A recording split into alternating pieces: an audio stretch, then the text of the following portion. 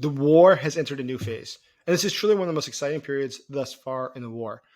Because what we are seeing transpire is that Ukraine has launched a major counteroffensive, or even one could argue offensive.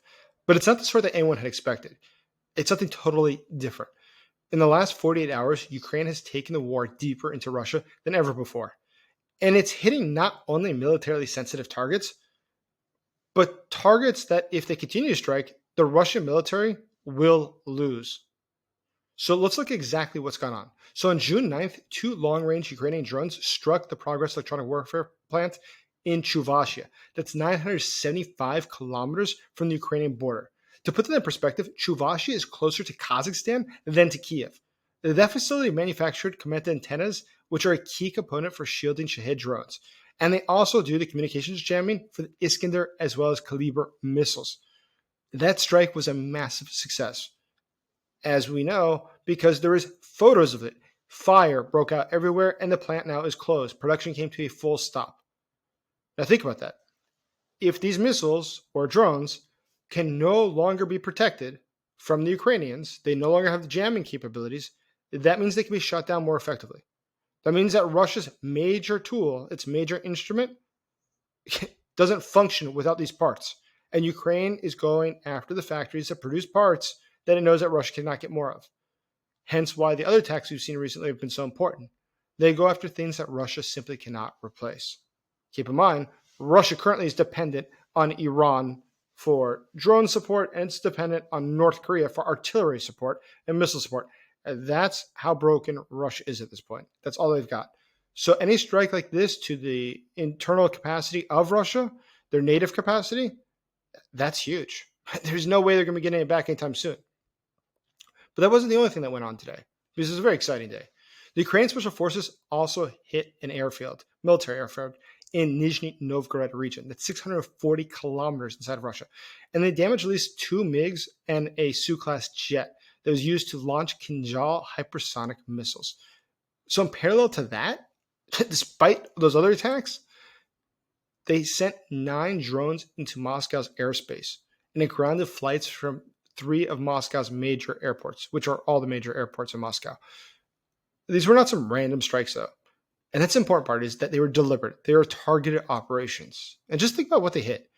A drone shield factory, hypersonic missile launch base, the symbolic center of Russian airspace. This is no longer a war contained to Ukrainian territory. Ukraine is choosing the battlefield.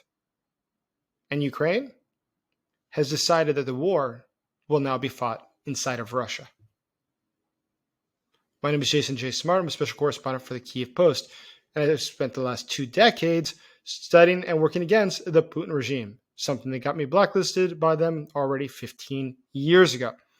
And before we dive in, I ask you to just do me one huge favor. Incredibly, in the past 3 weeks, we've almost reached 100,000 subscribers. Please help me get the truth of what's occurring inside of Russia and what the Russians are doing to Ukraine to more people by liking and subscribing. I really appreciate it. Thank you. So back to our story. What is transpiring today is nothing that just started today. This started a few days ago. This is part of a paradigm shift that began with Operation Spiderweb on June 1st. Now, you'll recall that marvelous day that Ukraine was able to successfully strike 5 Russian bases deep within Russia, across thousands of kilometers. And at least 10 bombers were destroyed, along with radar aircraft and other targets. Now, why that aircraft is so important, has been discussed by others, is that this is vital to Russia's deep strike capabilities. But it also showed something else. If Russia is unable to defend its nuclear defenses, part of its nuclear triad, what does that mean? How do you think the average Russian citizen feels? Do you think they believe that their government can protect them? When Ukraine today is flying its drones into Moscow airspace and their government can do nothing about it, don't you think the population realizes that perhaps there's something different between what the government has promised them or what they assure them of versus the reality? I think at this point it becomes very clear for everybody that their military, which they always said was the second greatest in the world, is no more than a paper tiger. But what's important about these attacks strategically and how we can understand them is that it was not a reactive strike. It was a proactive strike. Ukraine is no longer being provoked to respond to Russia. Ukraine is shaping the war. And we all recall what Sun Tzu said about that. He said the one who defines the battlefield before the battle begins will be victorious. And that's exactly what Ukraine is doing now. It knows that Russia is not ready for this. Russia is not counting on this sort of a war. Russia expected a long war of trenches and attrition. But here's Ukraine now striking their airfields, hitting their electronic warfare hubs. They're destroying their logistics systems. All of this deep inside of Russia itself. That's incredible. And Russia's a big country. This will create strategic exhaustion for the Russians. Now, Russia's response, of course, to the June 1st attacks was everyone expected to be a very large attack. Even Putin communicated that to the US president when he spoke to him. He said that Russia is going to be forced to respond and promised a show of force. So, of course, many people are worried. What would that show of force be exactly? It was very large. It was, in fact, the largest aerial assault of the war. It had 479 Shahed drones, 20 cruise and ballistic missiles. But of that, Ukraine shot down 460 of the 479 drones. Ukraine shot down 19 of the 20 missiles. And the actual damage inside of Ukraine, minimal. So let's put that in perspective. Russia spent millions of dollars on an operation that accomplished little to nothing. Ukraine, by contrast, spent a fraction of the amount on drones worth a couple $100, several $100 each to cripple strategic assets. General George Patton said that never fight a battle when you aren't the one to pick the time and the place. And now it's Ukraine who's choosing both the time and the place. And Russia is put on its back feet to react. Now, this is all happening in the midst of a different thing, which is that the Russian economy is bleeding. We know that the central bank, yes, is holding the emergency interest rates at 20%. Inflation is running about 27%, according to Steve Hanke of Johns Hopkins University. The GDP growth projections for 2025 have collapsed to just 1.5%. That's down from 4.3% last year. And defense spending is over 40% of the entire budget. That's not sustainable. That is a regime eating itself. And that's why Russia can no longer hide what's happening. People are feeling poor, and now they're living in fear from the explosions that they hear in their own backyards. Now, before the Kremlin used to deny the attacks, act like nothing was happening. But now at this point, it's simply impossible to fully ignore. The Moscow mayor, for instance, came out with a statement earlier today confirming that they had to stop the flights coming out of their airports in Moscow due to the Ukrainian attacks. Russian state media is forced to confirm that there are attacks. And that other services, for instance, telecommunications, taxis, banking apps, are all experiencing disruptions due to the fact that Russians are using their anti-drone technology, which jams everything, which then forces all the apps on people's phones to stop working, which means the banking app stopped working, the taxi app stopped working, the telecommunication services stopped working. Moscow is not a little city. It's a very big city. So when you flip that on, trust me, everybody in that city is going to know about it. And this also has an economic impact. But also has a psychological impact. Nobody can deny that there is a war, and the war is now inside of Russia. They see it. They feel it. They experience it. And that's already a good thing. Because again, Putin's regime, he cares about really just one thing, which is his survivability. What happens to Vladimir Putin is Vladimir Putin's top priority. Now, it's a different question as to whether or not he realizes how bad the situation is. But neither here nor there, once he comes to realize that his regime is threatened or that things are going on that they cannot control for, that puts the entire regime into an untenable situation. And this is where things get very dicey for the future of his regime. Because it's not just about some sort of democratic uprising, as I've said many times.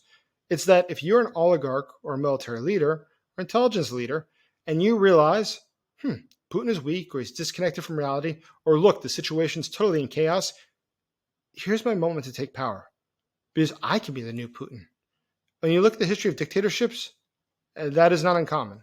That is common. So, overall, what else do we see going on inside of Russia? We see that authorities are scared. Now the authorities in at least 2 regions of Russia have made threats that they'll jail anyone who posts on social media information about drone strikes or footage of them. And they're doing this not because they are controlling the situation. It's because they're scared. They're full of fear. They have no idea what to do.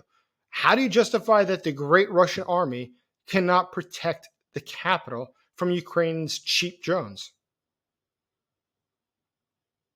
After spending more than 3 years trying to occupy Ukraine, having 1 million men killed or injured, about a quarter of it was killed, they're still fighting to get a territory that's smaller than Los Angeles County, California. And so the state can continue to tell people nothing's going on, everything's fine, everything's under control, but they could smell the smoke, they could see the explosions, they can hear the drones buzzing overhead. And that's where psychological warfare becomes really interesting. Because at this point, you can't deny the truth. You can try to manage it, but people see it.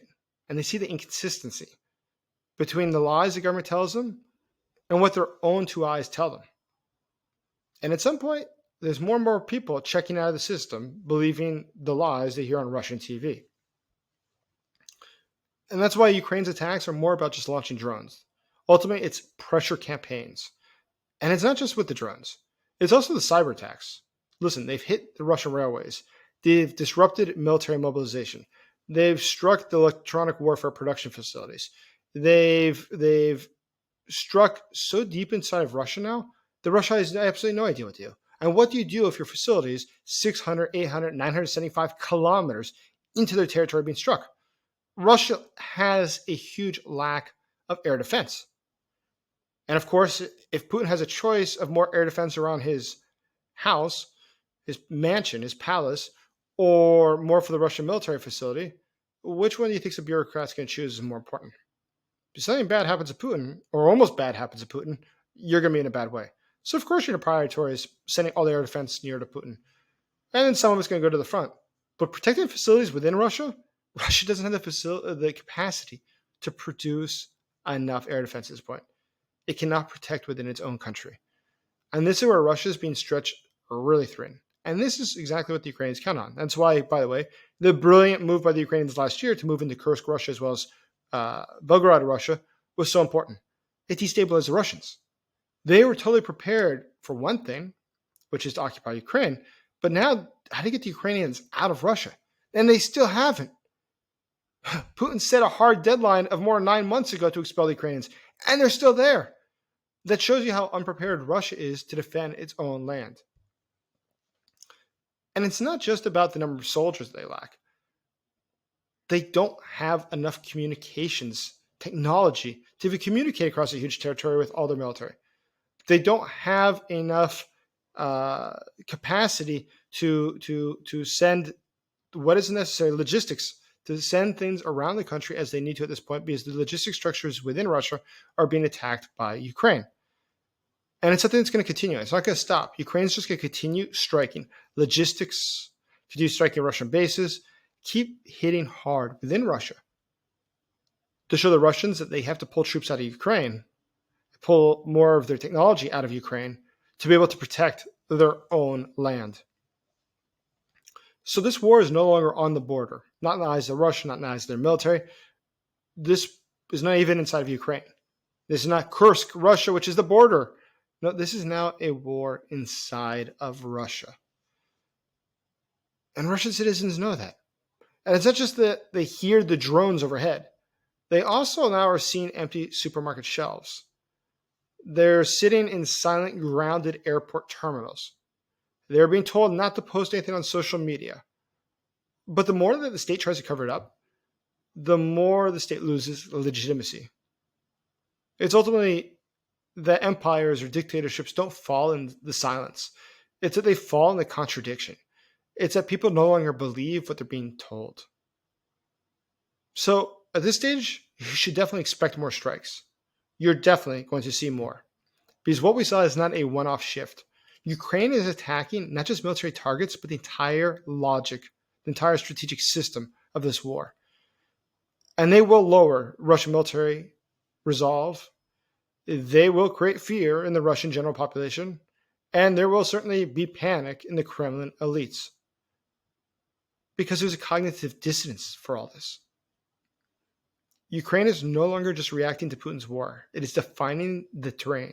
And it's forcing Russia to fight on its own turf. And this exposes all of Russia's economic, psychological, and military limits.